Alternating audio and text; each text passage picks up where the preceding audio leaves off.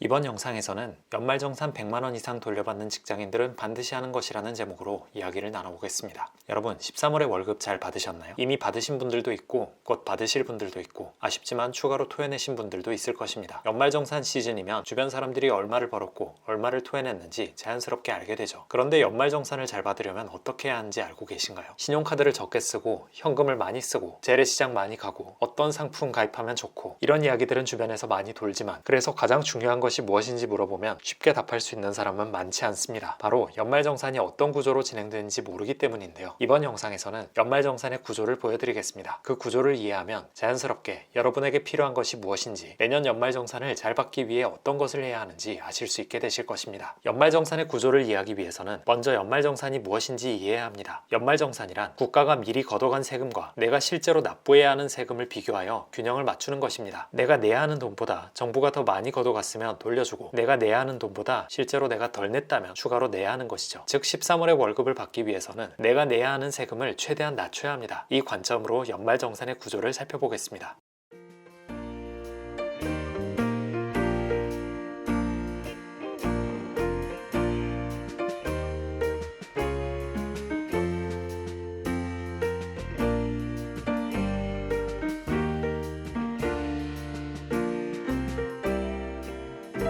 구조를 보니 어려운 말이 많죠. 우리에게 중요한 것은 결정세액과 차감징수세액이고 우리가 연말정산을 잘 받기 위해 알아야 하는 것은 소득공제와 세액공제 이 두 가지입니다. 차례대로 살펴보겠습니다. 총급여란 세전 연봉에서 비과세 소득을 뺀 것을 말합니다. 즉 연봉이 5천만 원이라고 해서 총급여가 5천만 원은 아니라는 것이죠. 세전 연봉에서는 급여, 상여, 수당, 인정상여 등이 포함되고요. 비과세 소득은 식비, 유류비가 대표적입니다. 세전 연봉이 5천만 원인 사람이 매달 식비 20만 원, 유류비 10만 원을 비과세 소득으로 받는다면 매달 30만 원 곱하기 12를 하면 360만 원이 이 사람의 연 비과세 소득이 되겠죠. 따라서 이 사람의 총급여는 5천에서 360을 뺀 4,640만 원이 됩니다. 근로소득공제는 이 총급여액이 얼마인지에 따라 자동으로 산출됩니다. 총급여액 기준 500만 원 이하 구간에서 70%, 500만 원 초과 1,500만 원 이하 구간에서 40%, 1,500만 원 초과 450만 원 이하 구간에서 15%, 4,500만 원 초과 1억 원 이하 구간에서 5% 등으로 누진 공제되는 것이죠. 이 식에 넣어보면 총급여 4,640만 원인 사람의 근로소득 공제는 1,207만 원이 됩니다. 총급여에서 근로소득 공제를 빼면 근로소득 금액이 되죠. 근로소득 금액은 3,293만 원입니다. 지금까지는 그냥 직장을 다니면 자동적으로 산출되는 부분입니다. 우리가 노력해서 바꿀 수 있는 부분이 없어요. 하지만 이제부터 드디어 소득공제라는 개념이 등장합니다. 여러분도 들어보셨을 텐데요. 세금을 매기려면 대상이 되는 금액이 있어야 하잖아요. 이 금액을 과세표준이라고 합니다. 이 과세표준을 산출할 때 소득공제 부분만큼은 빼고 계산하겠다는 것입니다. 즉 소득공제를 많이 받을수록 세금을 매기는 기준금액이 줄어들기 때문에 절세에 유리하게 되죠. 그럼 이 소득공제 항목에 해당하는 것들은 어떤 것들이 있을까요? 국민연금, 공무원연금 납입액이 있고요. 건강고용보험 납입액이 있습니다. 이런 것들은 준조세의 성격으로 소득에서 의무적으로 원천징수되기 때문에 일부를 세금에서 할인해주는 것이죠. 부양가족의 경우에는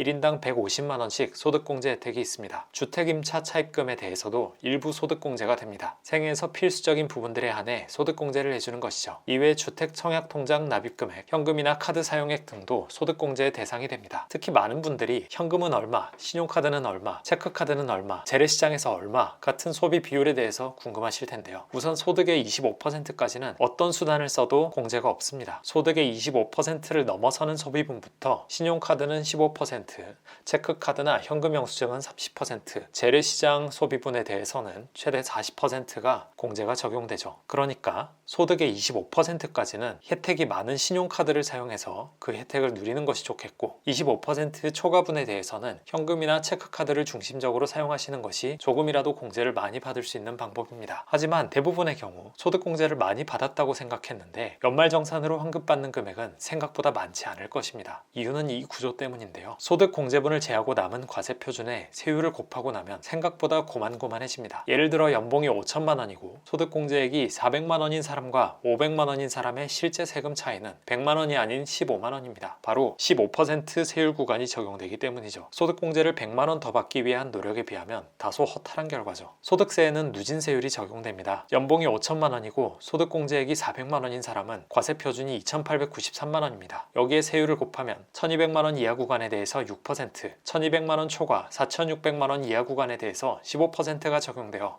약 253만 원이 산출세액이 됩니다. 이제 뭔가 현실적인 금액이 되어가는 것 같습니다. 이제부터가 정말 중요합니다. 세액공제는 내가 내야 하는 세금을 직접적으로 줄여줍니다. 소득공제는 15% 정도가 적용되는데 반해 세액공제는 100%가 적용되기 때문이죠. 세액공제 항목에는 어떤 것들이 있을까요? 세액공제 항목을 검색해보시면 다양한 것들이 뜹니다. 중소기업 취업자 소득세 감면, 월세, 주택차입금 이자 세액공제, 기부금 등등 굉장히 많은 항목이 있을 것입니다. 중소기업에 다니고 있다면 50만원에서 74만원 사이의 세액공제를 받을 수 있고요. 자녀가 있는 분들은 2명 이하까지는 1명당 15만원, 2명 초과부터는 1명당 30만원을 공제받습니다. 무주택자인 분들은 주택자금 차입금 이자, 그러니까 대출로 보증금을 마련하신 경우에 이자 상환액의 30%가 공제됩니다. 월세에 대해서도 일정 조건을 갖췄을 경우 한 해 월세분의 최대 10%를 공제해줍니다. 그런데 이런 것들은 직업이나 가족 구성, 주거 유형 같은 인생의 중요한 구조를 바꾸지 않으면 누릴 수 없는 혜택이기도 합니다. 세액공제를 더 받기 위해서 하기에는 배보다 배꼽이 더 크죠. 누구나 할 수 있는 세액공제 항목은 없을까요? 있습니다. 첫 번째는 기부금이고요. 두 번째는 개인연금 계좌를 활용하는 것입니다. 기부금은 근로소득을 기준으로, 종교단체는 10%, 기타 기부는 기부금을 받는 단체의 성격에 따라 30%에서 100%가 세액공제 적용됩니다. 기부는 온전히 개인의 양심과 자율에 의해 하는 것이지만 연말에 세액공제가 가능하다는 것을 알게 되면 좀 더 기쁜 마음으로 기부할 수 있겠죠. 제가 좀 더 중요하게 생각하는 것은 개인연금 계좌입니다. 기부는 자율이지만 개인연금 계좌를 이용하지 않고 있다면 꼭 해보셨으면 좋겠습니다. 제가 추천하는 것은 연금저축펀드입니다. 1년에 400만원 한도, 50세 이상은 1년에 600만원 한도로 납입 가능하고 여기에서 특정한 펀드나 ETF 상품을 골라서 투자하시면 됩니다. 납입한 금액을 기준으로 16.5%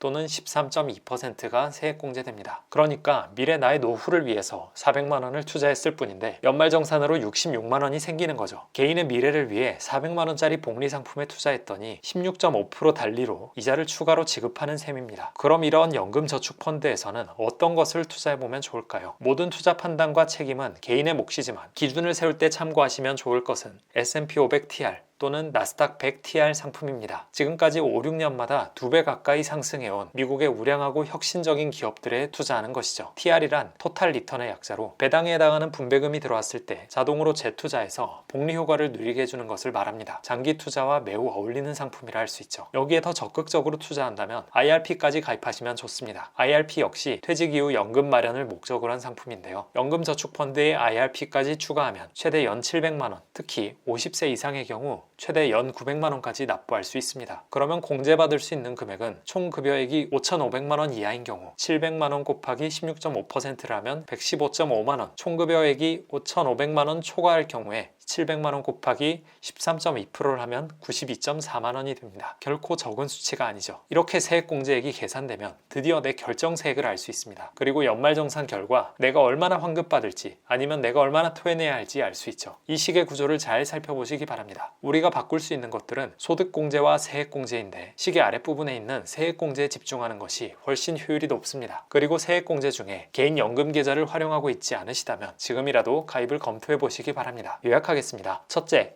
연말정산에서 환급을 높이기 위해서는 소득공제와 세액공제를 활용할 수 있는데 세액공제가 보다 효율적입니다. 둘째, 세액공제 중에서 당장 할 수 있는 것은 기부와 연금계좌가 있는데요. 특히 연금계좌를 장기투자와 결합시켜 유용하게 사용하는 것을 권해드립니다. 연말정산에서 100만원 이상 돌려받는 직장인들은 대부분 연금계좌를 유용하게 활용하고 있습니다. 연금저축펀드만 활용하더라도 1년에 400만원, 그러니까 한 달에 33만원, 하루에 만원이 조금 넘는 돈으로도 노후도 대비하고 1년 뒤에 66만원 또는 최소 52만원 세금 환급도 받을 수 있습니다. 더 적극적으로 IRP까지 가입한다면 100만원이 넘는 환급도 노려볼 수 있죠. 만약에 노후를 대비하는 안전망을 하나 더 마련하면서 연말정산 혜택까지 늘리고 싶은 분이 있다면 이것을 긍정적으로 고려해 보시기 바랍니다. 단 모든 투자는 생애 주기와 필요에 맞춰 해야 한다는 말씀을 함께 드리고 싶습니다. 개인적으로 주거 문제가 해결되지 않았는데 노후만을 위해 투자하는 것은 위험할 수 있다고 생각합니다. 20년 뒤에 100만원을 받기 위해 내 현재는 전세에서 반전세, 월세, 외곽 지역으로 점점 밀려나는 선택을 해서는 안 된다는 것이죠. 실거주 또는 내 명의로 된 한 채를 마련하는 것은 매우 중요합니다. 노후를 위해 투자할 때는 주거를 위한 전략을 꼭 함께 고려하셔서 지혜로운 투자, 즐거운 절세까지 함께 누리시기 바랍니다. 시청해주셔서 감사합니다.